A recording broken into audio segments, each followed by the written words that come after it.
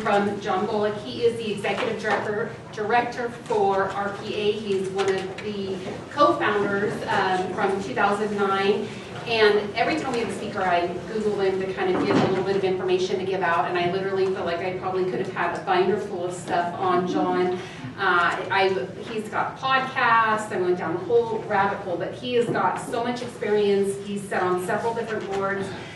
St. Charles, Southern Oregon University Board of Trustees. He was a city councilor for a while, and he's actually earned some kind of degree from several schools, OSU, Oregon, and Willamette. So obviously very well educated, and I'm excited to hear from him come up about what is going on with RPA. And one of the things, seeing all the different buildings downtown now with all the kids going around downtown and walking through the businesses, it's cool to be, I think, driving down there and see all the kids downtown, and you know, just being down there. I think it livens up the downtown area. So, thank you.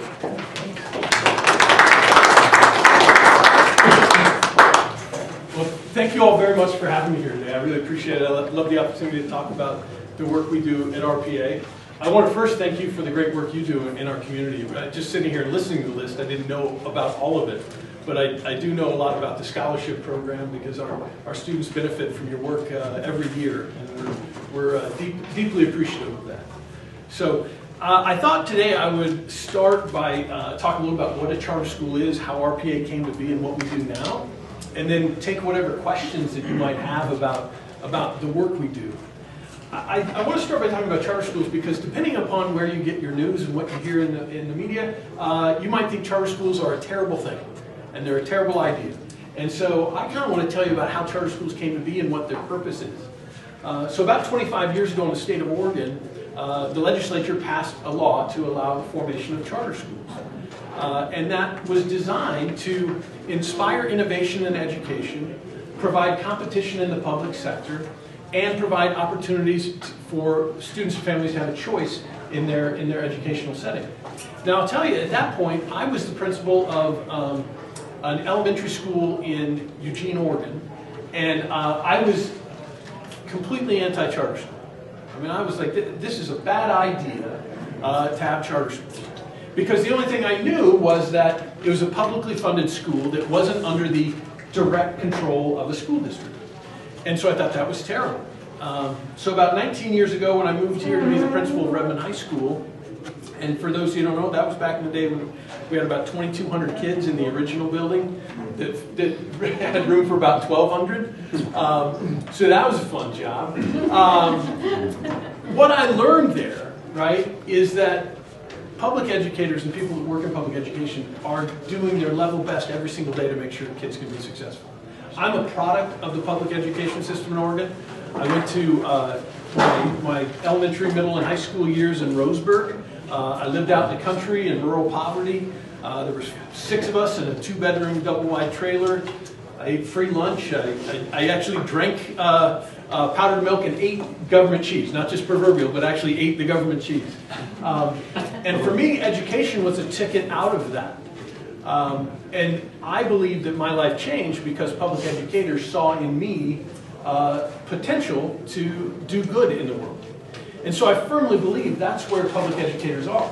But I also believe this after my 5 years at Redmond High School, that districts are set up to have a bureaucratic structure because they're so large.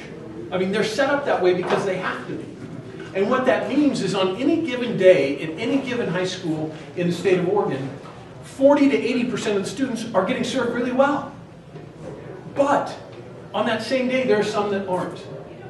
And it leads me back to the work I was doing, the research work I was doing at the University of Oregon when we were trying to figure out the best ways to teach children to read. And we would get to this spot where we'd be like, hey, if we do this, we're going to get 85%.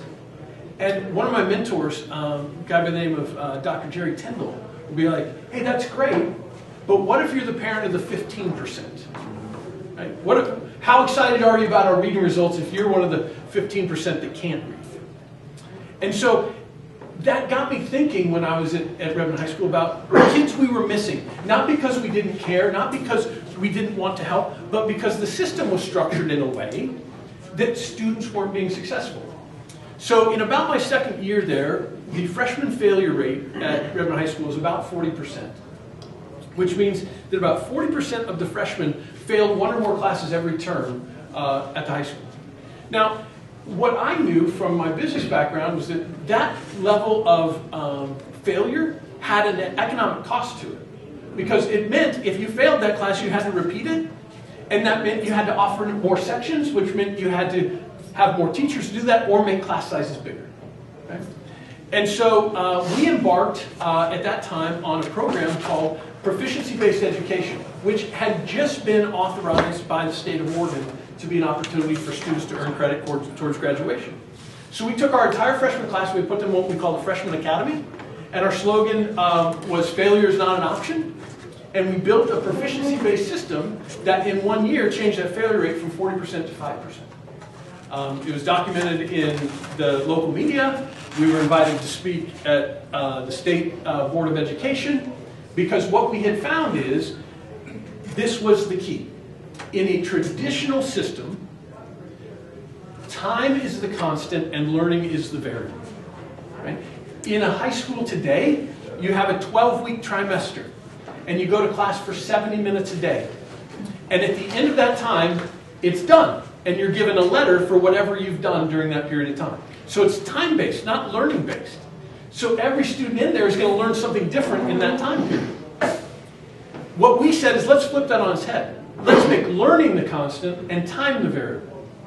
How many students, if they had an extra week, would go from not passing to passing? How many students, if we said, you learned this in 6 weeks, now go do something you really enjoy doing for 6 more weeks? How many students would be more motivated? So we took the traditional model of time constant learning variable and flipped it to learning constant time variable. And that's how we came upon the proficiency movement. Now you may ask, well, why didn't you just stay with that? Why not build proficiency schools, if it was that successful? It's hard, it's messy, and it means you have to fundamentally rethink how you view education and its purpose. Because what we've learned is that one of the key functions of education in our society is it's a place to house young people for certain hours a day, for certain times a year. It just is. And educators hate to admit that because we feel, I'm more valuable than that. Yes, you are. But functionally, we need schools in our community so people can go to work. Yep. And that became abundantly obvious during the pandemic. Right? The value of schools was that. Now, is that the only value? No, it's not.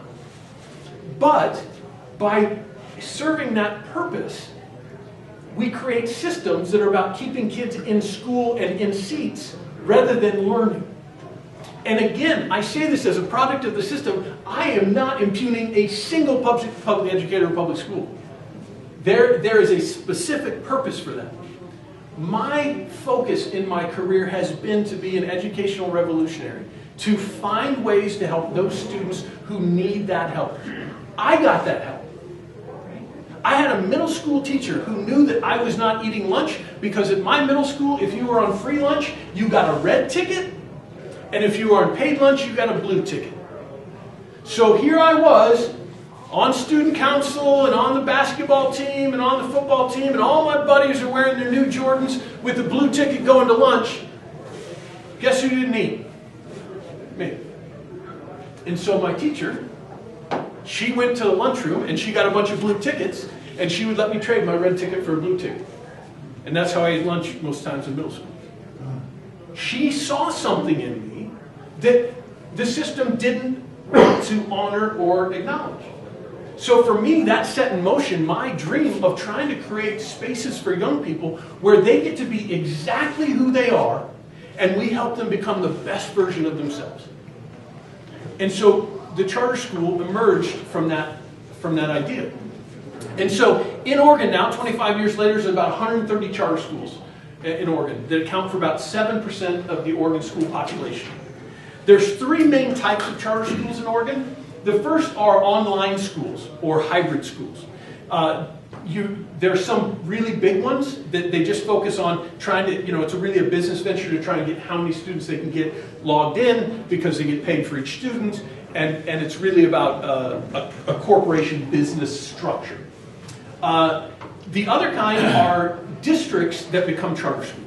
So there's a number of districts in Oregon who have become a charter school for two reasons. One is there's oftentimes grant money for the startup of charter schools that comes from the federal government. And so there were districts, small districts, that were getting $500,000 grants, which was big money for a small district like Elkton, for example, or Alsea, that had 100 and some kids, right? So that was one reason. Second reason was because a charter school is obligated to offer enrollment to any student in the state of Oregon, those districts could then go recruit students from outside their district to then increase their enrollment and thereby their funding. So those are two types. The third type is what we are. We're a community-based charter school. We focus on the needs of students in our community and families in our community. So much so that we've become one of the largest and most successful charter schools in Oregon. We're the founding member of the Oregon Coalition of Community Charter Schools, which is an organization that supports the 30 or so members that we have that are focused on ensuring high-quality education for every student in every community. And in doing so, we now have 900 students in our school in grades 6 through 12. About 375 of those students come from outside the Redmond School District. About half of those students are from the Bend-Lapine area. The other half are from Crook County and Madras and Sisters. To help those students, we've struck a deal with Cascades East Transit that every one of our students, as part of their enrollment, their ID card serves as a bus pass. They can ride Cascades East to anywhere Cascades East go. So we have students that actually, from Warm Springs, that get driven to a bus stop in Madras at about 5:45 in the morning and ride a bus all the way to downtown Redmond and then do the same thing in the afternoon because they value what we're doing. From an economic standpoint, we have had some economic developers, development type folks work with us to show that we believe we generate somewhere over $1 million of revenue in the downtown area based upon the number of students and adults that come into the area on a daily basis and spend money. There's probably a couple coffee shops, maybe a candy shop that would be out of business if we weren't there. And so our goal is to be a really good partner with the Redmond community, and particularly the downtown community. And so we try and work with our students on ensuring that they are respectful and they're engaged and they're focused on their growth. It's been an amazing adventure. We started 15 years ago with 145 students in grades 9 through 12, and now we've grown to where we are. So it's been an incredible ride, and the success has been this. You know from your scholarship process the number of RPA students who win scholarships every year. So one measure of our success is that last year's senior class, based upon the scholarships they received locally, the awards they received from their universities, and the renewable impacts of those awards, that group of students has the opportunity over the next 5 years of furthering their education at trade school, community college, the military, and university to bring in over $3 million of funding for those students to pursue that. That's a direct result of the work we do with them on a daily basis. We have a 98 or 99% graduation rate. It varies every year by a point. And our students all leave there with a plan to do something, which is pretty critical for teenagers to figure out. So I want to be able to answer this question, but I'll leave you with this. To have a charter school like this in our community is something I never would have dreamed could happen. But because this community believes so much in our young people, we have had incredible amounts of support for what we do, because what we're trying to do is help young people find ways to be successful. And we do so in concert with the school district. Charter schools operate under a contract with a local school district. So we have we're halfway through a 10-year contract with the Redmond School District to operate. For us to do that, we have to be governed by a nonprofit company. So we have a nonprofit organization that oversees us called Personalized Learning Incorporated. It's made up of a board of directors from around the state. They have a couple jobs. One is to hire and fire me. We hope that only one of those things happens. And to approve the budget and ensure we're following through with the contract. In exchange for that, we receive less funding than other schools. We receive 95% of the state school fund money, but we receive only about 75% of the total amount of money. With that 75%, we have to also pay for our buildings and our transportation as well as our staffing and all that. So what we've done is produce a great result at a lower cost by using innovative educational methodology, which involves allowing students to demonstrate their learning to earn credit rather than spend seat time. So what that means is some students may get their algebra credit because they can demonstrate the proficiencies in 18 weeks, and some it may take 54 weeks, but it's the same credit because it's the same standard. And so that's what we do. It's at the heart of what we do.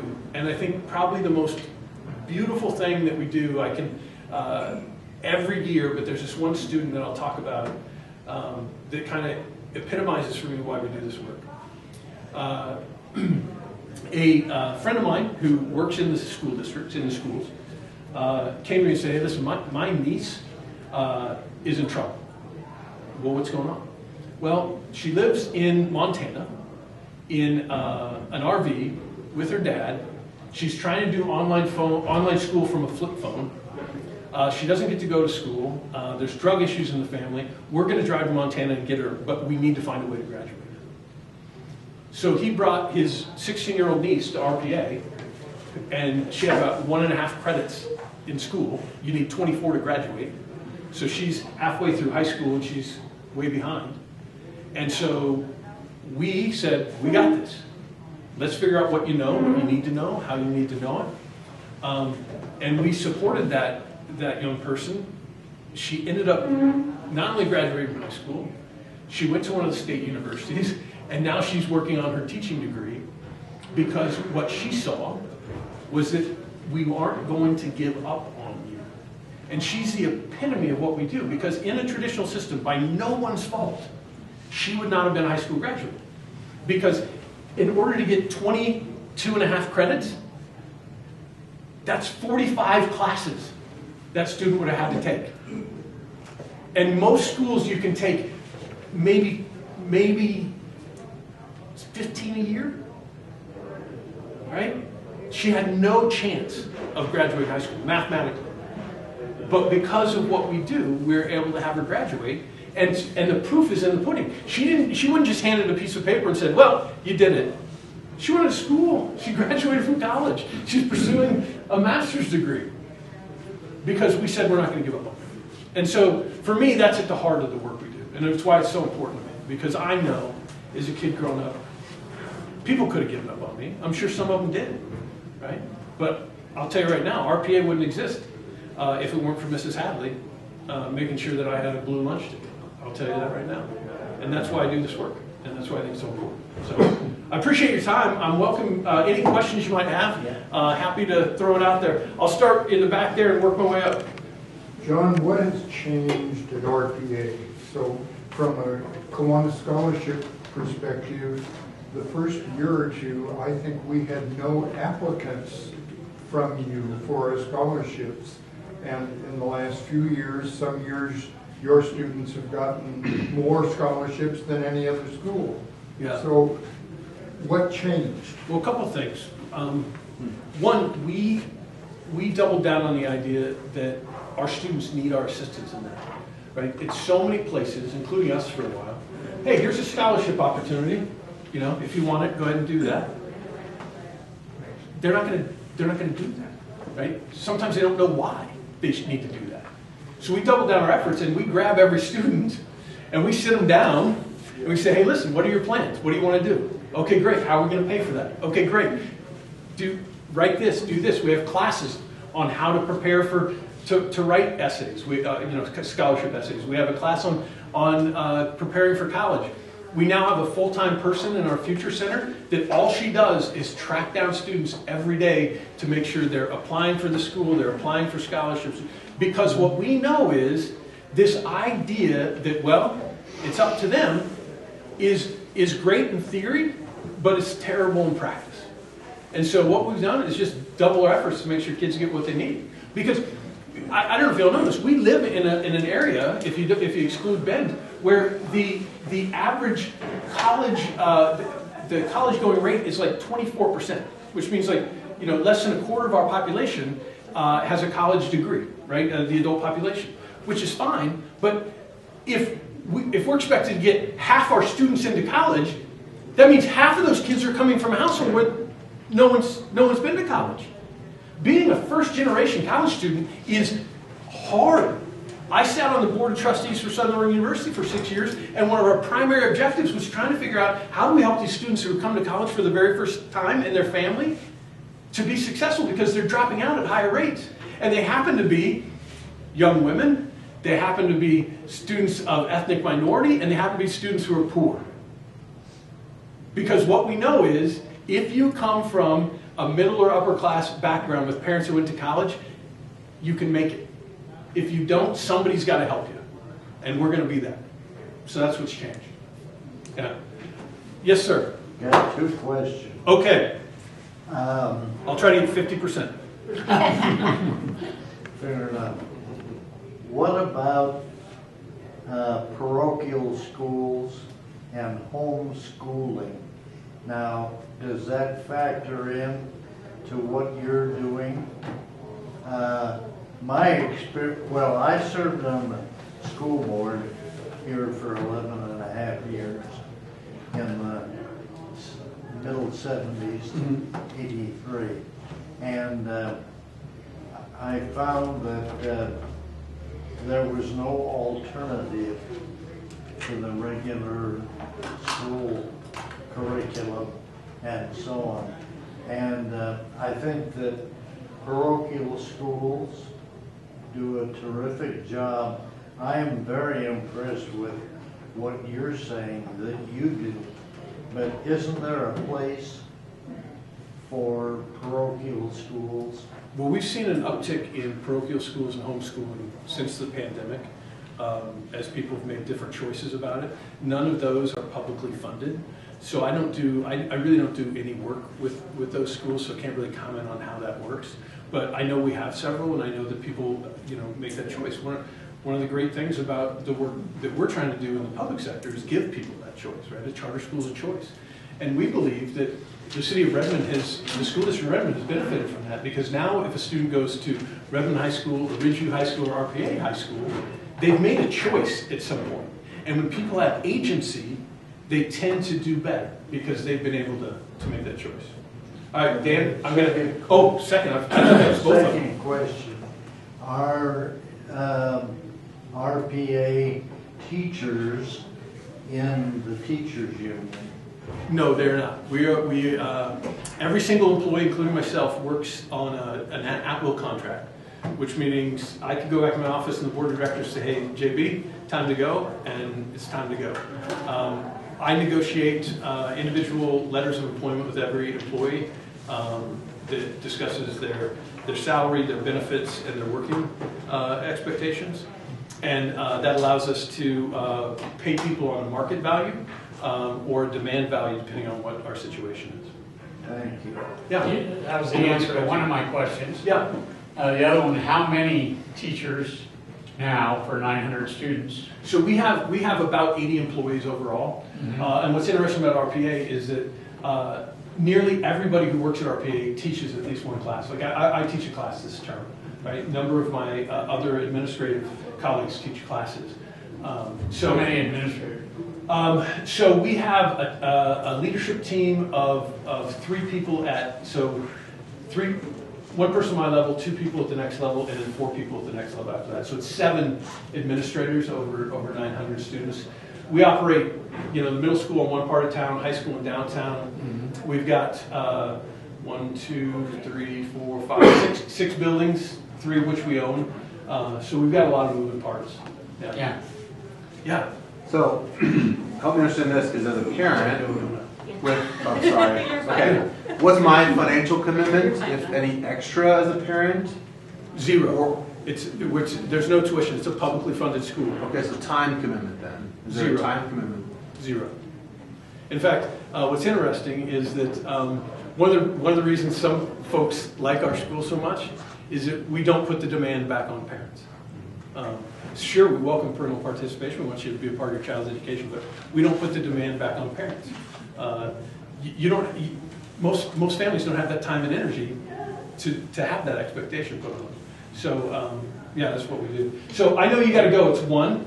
I'm happy to stick around and answer questions for 5 or 10 minutes, but I know you got to wrap up, and there's a big election. You are like a breath of fresh air. Oh, well, thank you, sir. Not only explaining what this function of the school is and how you treat children. You know, I've observed since I went off the board, and incidentally, my grandmother, my mother, my wife, and my daughter all were teachers. And so you're bringing a fresh approach, and I thank you. Thank you very much. Well, thank you all for being here. I will stick around, but you got an election and all that. Let's give Jon a hand, guys. Thank you very much. Chris, would you like to announce the election Yes. results? So, did anybody forget to fill out their ballot? Because there was an empty ballot returned. That was many. They're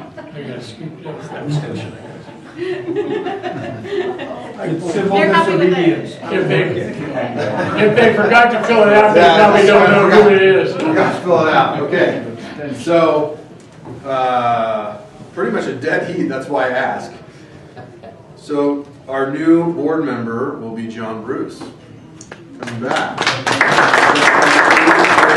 Thank you. And we'll see you next week's, 2 weeks meetings. Yeah, thank you guys very much for both of you for running and supporting the club in that way and giving of your time, treasures, and talents. In honor of our speaker, intelligence plus character, that is the goal of true education. Martin Luther King Jr. Ding ding.